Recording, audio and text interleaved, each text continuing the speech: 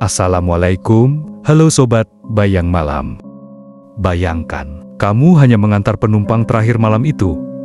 Rutenya biasa saja, tapi entah kenapa, kamu berakhir di sebuah kampung yang tidak ada di peta. Di sana, kamu merasa tinggal hanya 7 hari. Tapi ketika kamu kembali ke dunia nyata, waktu sudah berlalu 7 bulan. Dan anehnya, kamu jadi kaya raya. Tapi malam-malammu tak lagi tenang. Karena kampung itu tidak pernah membiarkanmu benar-benar pergi. Bagaimana kelanjutan ceritanya? Yuk sama-sama kita simak ceritanya sampai selesai. Namaku Junedi. Aku tukang ojek online yang biasa narik di sekitar Jakarta Selatan. Malam itu, aku hampir pulang karena hujan mulai turun dan perutku sudah keroncongan. Tapi ada satu pesanan masuk. Nama penumpangnya Pak Surya. Lokasi penjemputan di daerah pinggiran, dekat area yang mulai bersinggungan dengan lahan, pertanian dan sawah. Awalnya aku ragu, tapi tarifnya 3 kali lipat tarif normal. Kupikir, mungkin bonus akhir bulan dari aplikasi. Setelah menembus hujan dan jalan rusak selama hampir 40 menit, aku tiba di sebuah pertigaan kecil. Map menunjukkan titiknya tepat di depan jalan setapak, tanpa penerangan. Kupanggil nama penumpang. Tak ada jawaban, tapi tiba-tiba muncul seorang pria tua memakai jas hujan hitam lusuh. Ia berdiri kaku di pinggir jalan, tatapannya kosong, wajahnya keriput, namun sorot matanya tajam menusuk. "Kemana, Pak?" tanyaku. "Antar saya ke Kampung Karangjati," katanya pelan. Aku sempat membuka GPS lagi, tapi tak ada nama kampung itu. Namun pria itu hanya menunjuk jalan setapak tadi. Hujan turun semakin deras, dan aku tidak tega menolak. Lagi pula, aku ingin segera menyelesaikan pesanan ini. Jalan yang kami tempuh makin sempit. Tak ada sinyal, tak ada lampu jalan. Hanya pohon-pohon tinggi dan suara jangkrik yang menyelinap di antara rintik hujan. Aku sempat melirik ke kaca spion. Namun, Pak Surya entah sejak kapan sudah tertunduk diam seperti tertidur. Sekitar 20 menit, kami tiba di sebuah gapura tua dari kayu. Di atasnya tertulis, "Selamat datang di Kampung Karangjati." Anehnya, gapura itu tampak baru. Catnya mengilap, meski sekelilingnya gelap dan lembab. Pak Surya turun tanpa berkata sepatah kata pun. Ia langsung berjalan masuk melewati gapura. Aku ingin bertanya, tapi mulutku seperti terkunci. Tubuhku lelah, pikiranku kabur. Entah kenapa, aku malah memutuskan ikut masuk. Mungkin karena ingin berteduh, atau sekadar penasaran. Saat aku melangkah masuk melewati gapura itu, angin kencang bertiup seketika. Udara berubah dingin. Kampung itu terlihat seperti dari masa lalu. Rumah-rumah kayu berjajar rapi. Orang-orang memakai pakaian sederhana. Sebagian besar berkain dan bersarung. Menyapa dengan sopan. Ada aroma kayu terbakar, bunyi lesung ditumbuk, dan anak-anak berlarian tanpa alas kaki. Semua terasa damai. Tapi entah kenapa, aku merasa tidak seharusnya di sana. Seorang ibu tua mendekat padaku. "Kamu tamu ya? Ayo, sini nak, menginap dulu," katanya sambil tersenyum. Aku menolak halus dan bilang hanya mau berteduh sebentar. Tapi sebelum aku sempat menghubungi siapapun, aku baru sadar ponselku mati total.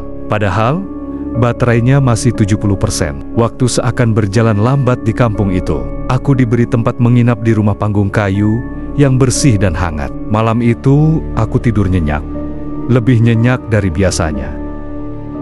Esok harinya, aku mencoba kembali ke tempat semula. Tapi gapura itu tak kutemukan. Jalan yang kemarin kulalui kini menjadi hamparan hutan belantara. Hari demi hari, aku berusaha mencari jalan keluar, tapi tak pernah berhasil.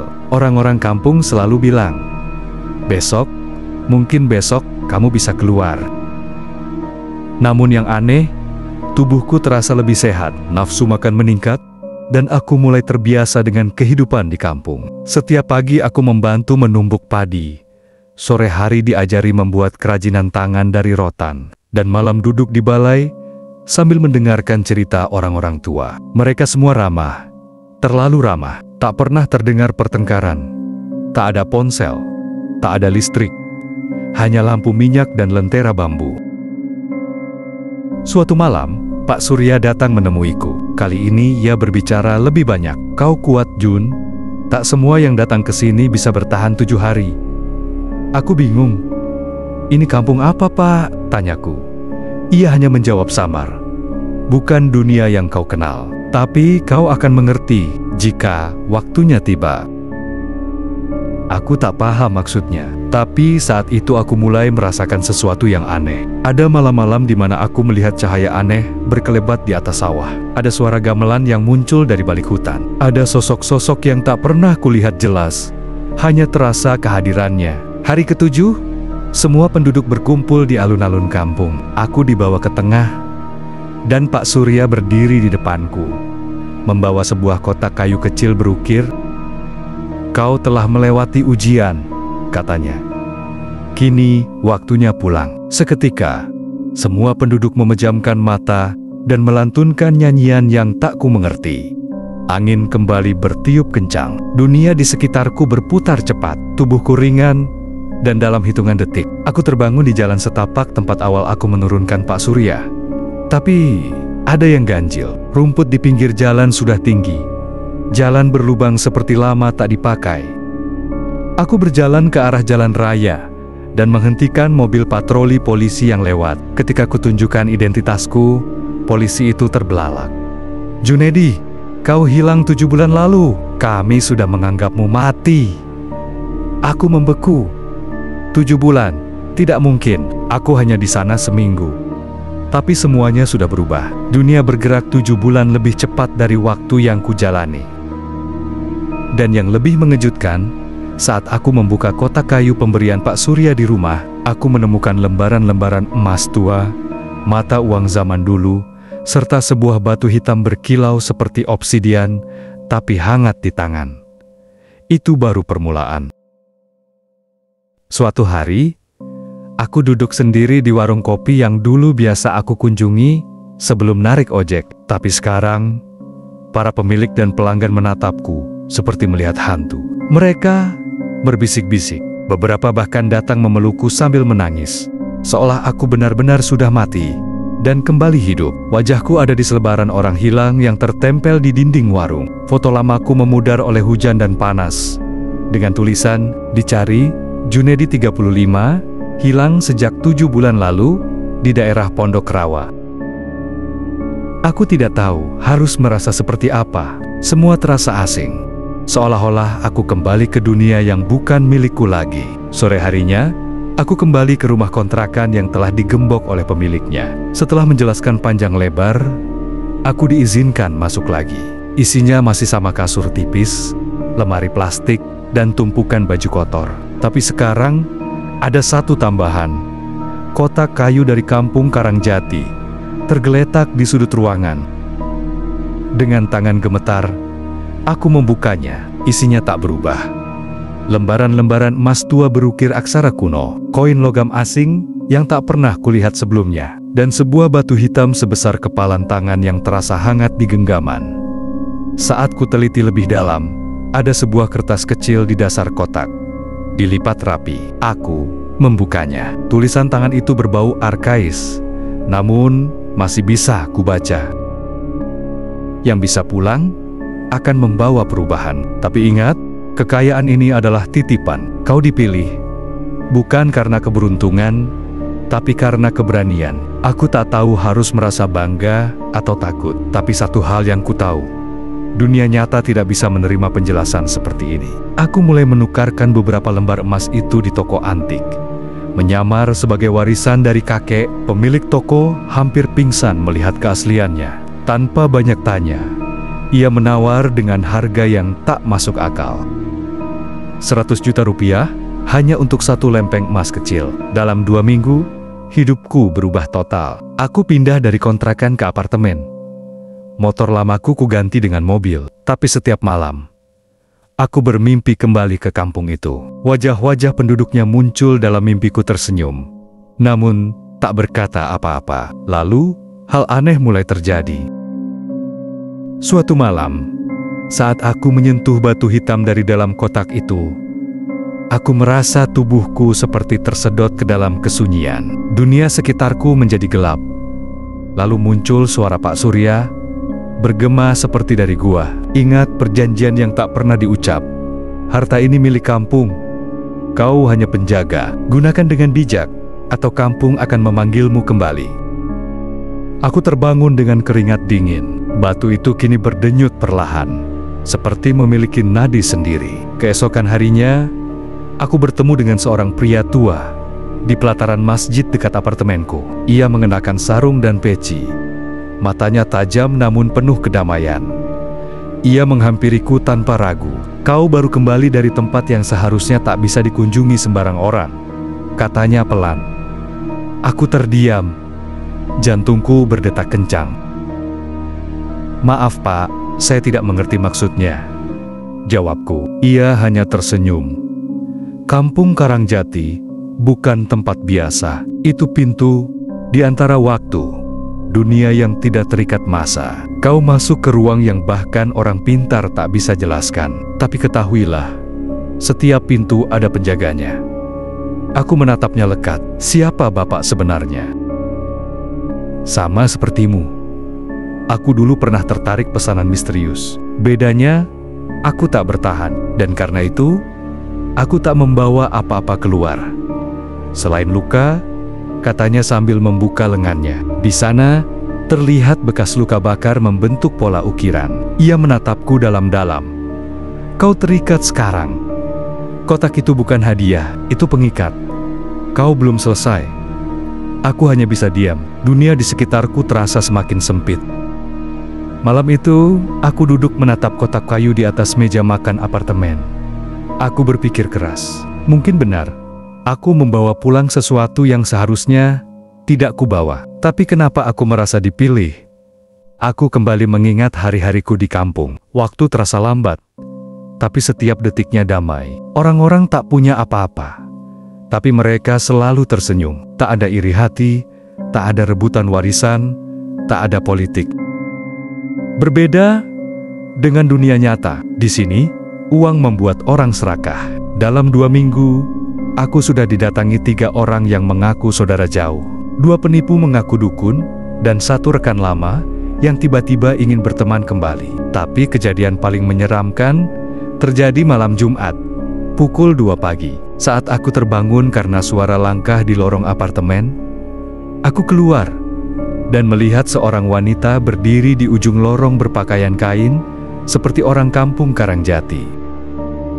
Rambutnya panjang, matanya kosong. Ia tidak bergerak, tidak bicara, tapi tangannya menunjuk ke arahku. Lalu, ia menghilang dalam sekejap.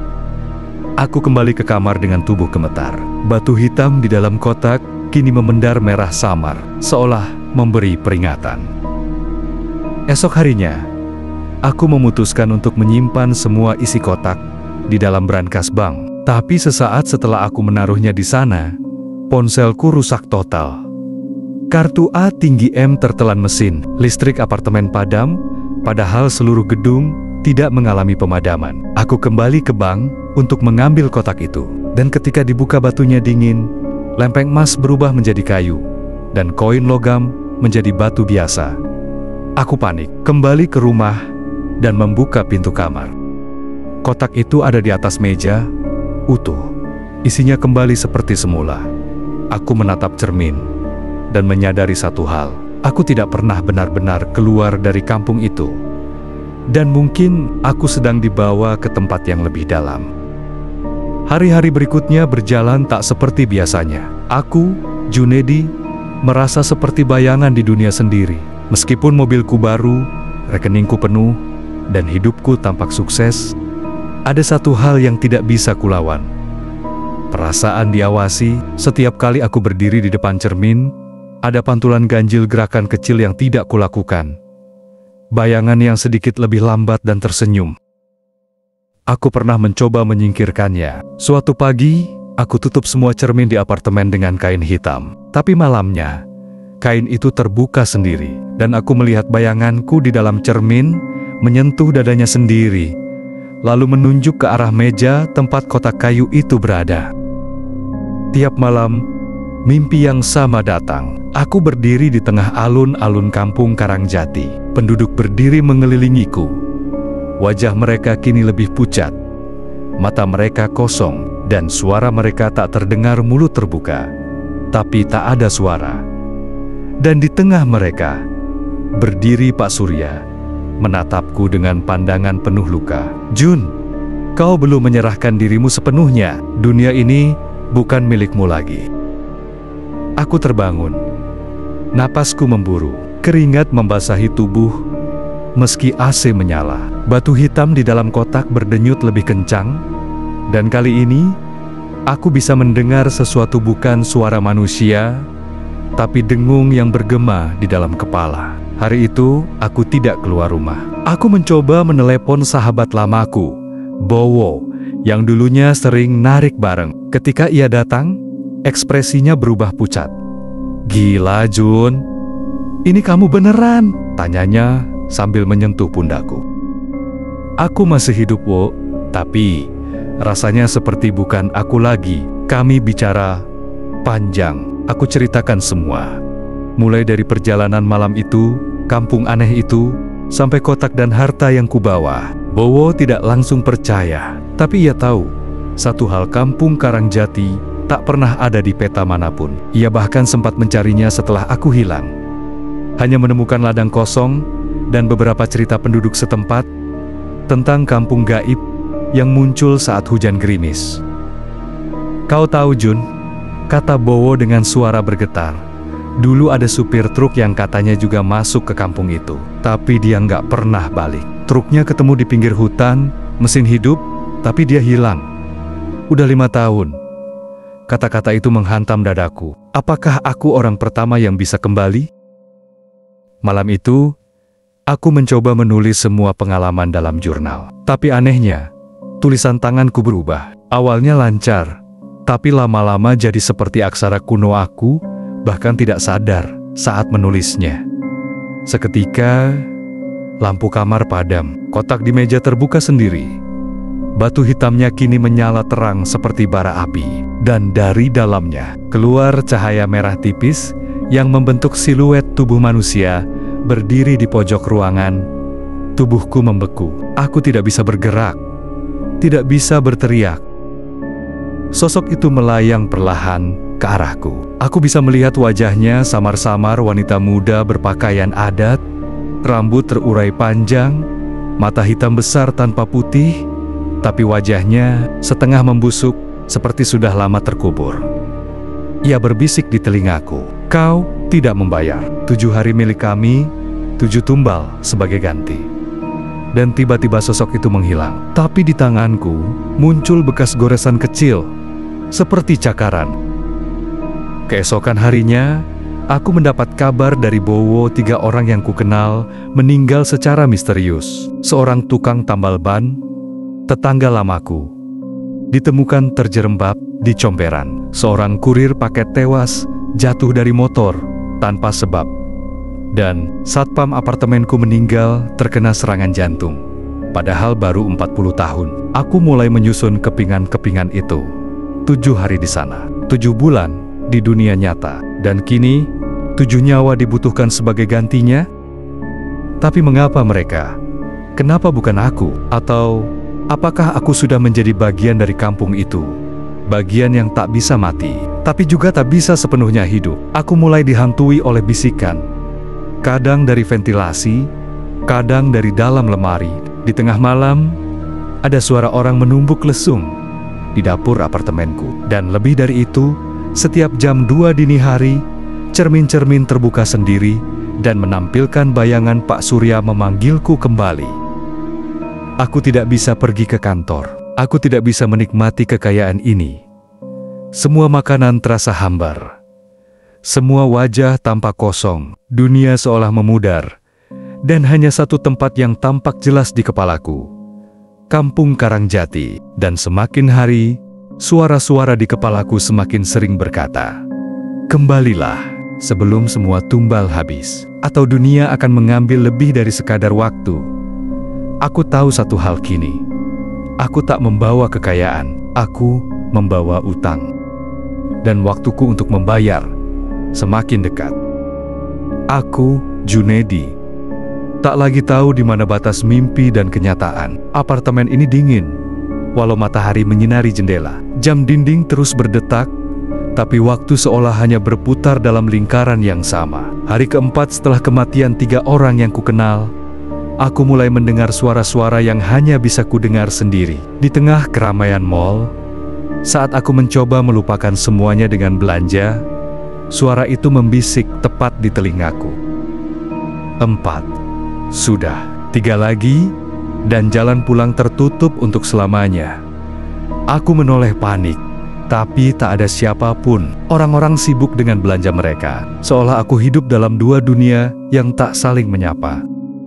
Setiap hari, batu hitam di dalam kotak itu menyala lebih terang. Warnanya bukan lagi merah, tapi kehijauan, seperti api dari lampu minyak. Dan setiap kali aku menyentuhnya, aku melihat sekilas kampung itu penduduk yang berjalan pelan, menatapku dari kejauhan, dan suara gamelan yang tak pernah selesai. Aku putuskan untuk kembali ke lokasi tempat aku pertama kali menurunkan Pak Surya, di jalan setapak yang kini penuh semak. Aku berjalan jauh masuk, berharap menemukan gapura kayu tua itu lagi.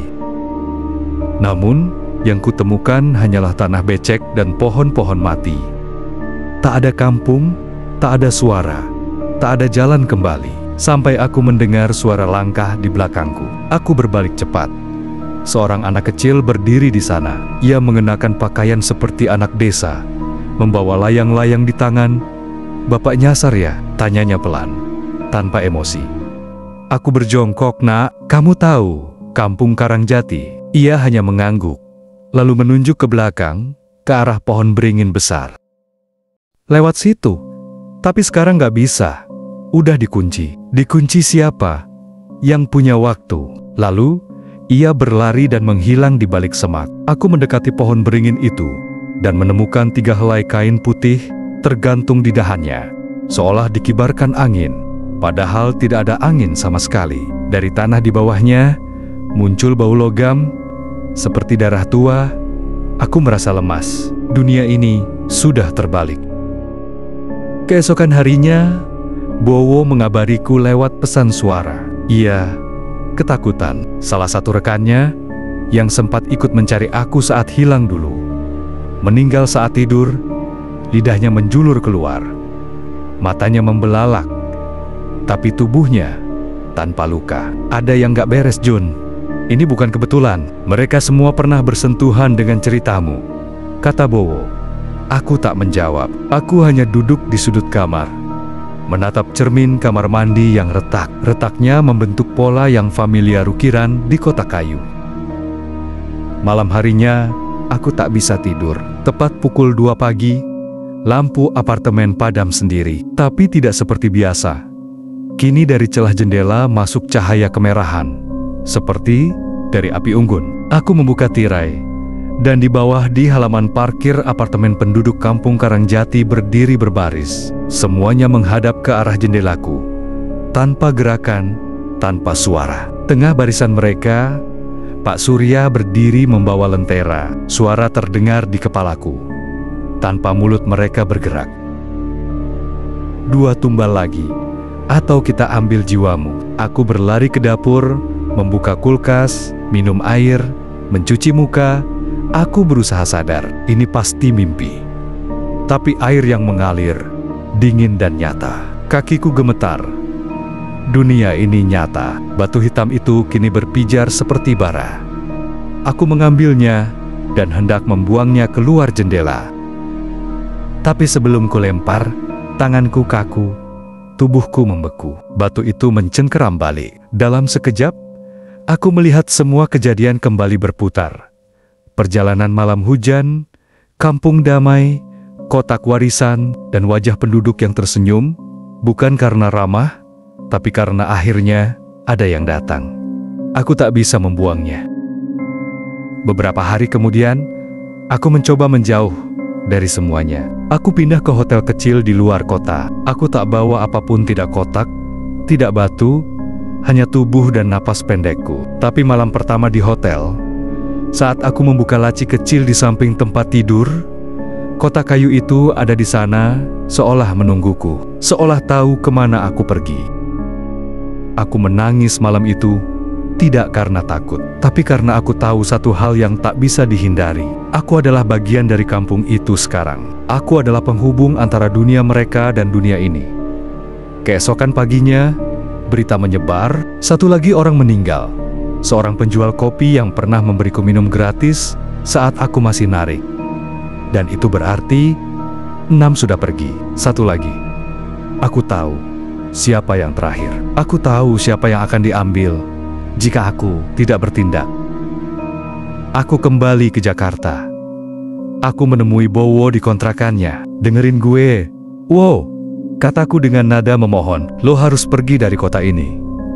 Sekarang juga, kemana aja. Yang penting jangan deket-deket gue. Dia bingung. Kenapa? Jun, lo makin kacau. Gue justru pengen bantu lo keluar dari ini semua. Aku menggenggam tangannya. Justru itu, Wo, siapapun yang dekat sama gue, lo bisa jadi korban selanjutnya. Ia menatapku lama, lalu berkata lirih, terus gimana cara lo nyelesain ini semua? Aku menatapnya balik, dan berkata dengan tenang, meski hatiku gemetar. Gue harus kembali kemana? Ke kampung Karangjati, buka jalan yang sudah dikunci, dan menyerahkan sesuatu. Bowo terdiam. Aku bisa melihat ketakutan di matanya. Tapi aku tahu, jika aku tidak kembali, bukan hanya 7, akan lebih banyak lagi yang jatuh. Dan waktu tinggal menghitung malam. Aku, Junedi, kembali ke jalan setapak itu. Langit mendung, awan-awan kelabu menutup matahari, seolah dunia tahu apa yang akan kulakukan hari ini. Angin menderu pelan, membawa bisikan yang sudah akrab di telingaku. Kau kembali, kau akhirnya memilih. Di tanganku, kotak kayu itu kutenteng seperti beban tak kasat mata. Batu hitam di dalamnya berdenyut, tak lagi merah atau hijau, tapi hitam legam, seperti kosong. Tapi aku tahu, itu bukan kehampaan. Itu penghakiman. Aku berdiri di depan pohon beringin besar, tak ada siapa-siapa. Tapi aku tahu, aku tak sendiri. Aku keluarkan kain putih yang kupersiapkan dari rumah. Kutuliskan nama-nama mereka yang sudah menjadi tumbal. Slamet tukang tambal ban, Rahmat kurir, Pak Darto satpam, Adi rekan Bowo, Bunah penjual kopi, dan satu lagi, Anita, teman sekolahku dulu yang sempat meneleponku 3 hari lalu dan meninggal mendadak karena aneurisma otak. Aku menulis nama ke-7, Junedi. Aku sendiri. Lalu, aku ikatkan kain itu ke dahan beringin, seperti 3 kain yang sudah lebih dulu tergantung. Saat kain terakhir menyentuh angin, tanah di bawah kakiku berguncang pelan, dan suara gemuruh terdengar jauh di dalam bumi. Dari sela kabut, perlahan muncullah gapura kayu tua, retak, rapuh, tapi berdiri megah seperti menantang waktu. Tulisan di atasnya masih jelas. Selamat datang di kampung Karangjati. Aku melangkah masuk. Angin membisikkan suara yang terasa menembus kulit. Waktu tidak berjalan lurus di sini. Tapi semuanya akan berpulang. Langkahku ringan. Rasanya seperti pulang ke rumah yang sudah lama ditinggalkan. Kampung itu masih sama sunyi, bersih, damai. Tapi kini, penduduknya duduk diam di depan rumah masing-masing. Menunduk, tidak ada senyum. Tidak ada suara, seolah mereka tahu. Aku datang bukan sebagai tamu, tapi sebagai penebus. Pak Surya berdiri di tengah alun-alun, mengenakan pakaian hitam, seperti saat pertama kali aku melihatnya. Kau kembali, katanya tanpa ekspresi. Aku mengangguk. Aku tidak ingin membawa lebih banyak nyawa. Ambil aku saja. Pak Surya menggeleng. Itu bukan keputusanmu. Tapi kami tahu kau sudah paham bahwa kekayaan tanpa bayar adalah utang. Ia mengangkat tangan, dan api kecil menyala di tanah. Dari nyala itu, muncul bayangan 7 orang 6 tumbal yang telah pergi. dan satu bayangan yang menyerupai diriku sendiri. Tapi ada perbedaan, bayangan itu tak punya mata. Hampa. Bayanganmu yang tertinggal di sini telah menunggu, kata Pak Surya. Kau tidak pulang utuh, Jun. Separuhmu masih milik kami, dan sekarang saatnya memutus benang. Aku memejamkan mata. Aku tahu, ini akhirnya. Bawa aku utuh, atau bawa aku seluruhnya, kataku perlahan. Angin menggila. Penduduk kampung berdiri, membentuk lingkaran. Mereka mulai melantunkan lagu yang tak kupahami, tapi terasa menusuk jantung. Kotak kayu di tanganku terbuka sendiri. Batu hitam melayang ke udara, meledak dalam kilatan cahaya. Tiba-tiba, semuanya menjadi putih. Tak ada rasa, tak ada suara, tak ada tubuh. Lalu, perlahan, aku membuka mata. Aku terbangun di ranjang rumah sakit. Seorang perawat perempuan muda menatapku kaget. Pak Junedi, astaga, Anda sadar? Aku mencoba bicara, tapi suara serak. Ada di mana saya? Rumah Sakit Umum Jakarta. Anda ditemukan pingsan di hutan pinggir kota, tanpa identitas. Sudah 2 hari Anda dirawat, tapi anehnya, tubuh Anda sangat bersih. Tidak ada luka, tidak ada tanda kelaparan. Setelah tersadar di rumah sakit, aku diberi waktu seminggu untuk pulih. Tubuhku memang sehat, tapi pikiranku seolah baru kembali dari dasar lautan yang gelap dan sunyi. Dokter mengatakan, aku ditemukan oleh warga desa yang sedang mencari kayu di hutan pinggir kota. Anehnya, meskipun aku dikabarkan menghilang 7 bulan lalu, tidak ada satupun bekas luka atau tanda-tanda kerusakan tubuh. Kuku rapi, rambut pendek seperti baru dipotong. Bahkan, gigi lebih putih dari sebelumnya. Selama di rumah sakit, aku menunggu satu hal, kotak kayu itu. Dan benar, di hari ketiga, seorang perawat datang membawakannya. Kami menemukannya tergenggam di tangan Bapak, katanya. Aku menerimanya dengan tangan dingin. Tapi saat kubuka, isinya kosong. Tidak ada batu hitam, tidak ada emas, tidak ada koin. Hanya selembar kertas kecil yang tak pernah ada sebelumnya. Tulisannya jelas, dengan tinta merah samar. Yang tahu jalan, tak perlu kembali. Yang membawa cahaya, jangan menoleh bayangannya sendiri. Kau bukan milik kami lagi, tapi tak pernah benar-benar bebas. Aku menggenggam kertas itu, memejamkan mata. Tak ada suara, tak ada gamelan, tak ada Pak Surya, dan untuk pertama kalinya setelah berbulan-bulan, aku tidur tanpa mimpi. 2 bulan berlalu. Aku memulai hidup baru. Tak lagi narik ojek, tapi membuka usaha bengkel kecil di pinggir kota. Entah bagaimana, rezekiku mengalir begitu saja. Orang-orang datang, menyapa ramah, membayar lebih dari seharusnya. Tapi aku tahu, bukan karena aku hebat, mungkin karena aku dipilih. Kotak kayu itu kusimpan di lemari tertutup. Aku tak pernah menyentuhnya lagi. Tapi setiap malam Jumat, jam 2 pagi, ada bunyi ketukan pelan di dinding kamar. Seolah mengingatkanku, kampung Karangjati masih ada, dan jalannya mungkin tak pernah benar-benar tertutup. Aku tak lagi melihat sosok atau bayangan, tapi aku sering merasa di trotoar, di sudut jalan, di balik kaca mobil mata-mata tak kasat mata mengawasiku. Hingga suatu malam, seorang pemuda datang ke bengkelnya. Mukanya pucat, tangannya gemetar saat menyodorkan ponsel. "Anda Junedi?"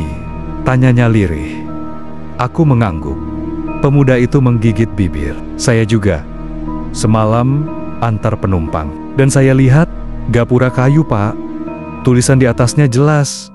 Kampung Karangjati." Aku hanya menatapnya lama, lalu berkata pelan, "Kalau kamu masih bisa pulang, jangan bawa apapun. Dan kalau mereka memberimu sesuatu, jangan simpan, kubur." Pemuda itu menunduk, menangis. Mungkin karena takut, mungkin karena ia sadar ia akan melangkah ke tempat yang tak bisa dijelaskan dunia. Dan saat dia pergi, aku tahu giliran orang lain telah tiba. Siklusnya belum berhenti, karena kampung Karangjati bukan tempat, tapi pintu. Dan selama masih ada orang yang tersesat di waktu dan niat, pintu itu akan selalu terbuka. Tamat. Terima kasih sudah mendengarkan cerita ini sampai selesai. Sampai jumpa di video berikutnya. Wassalam.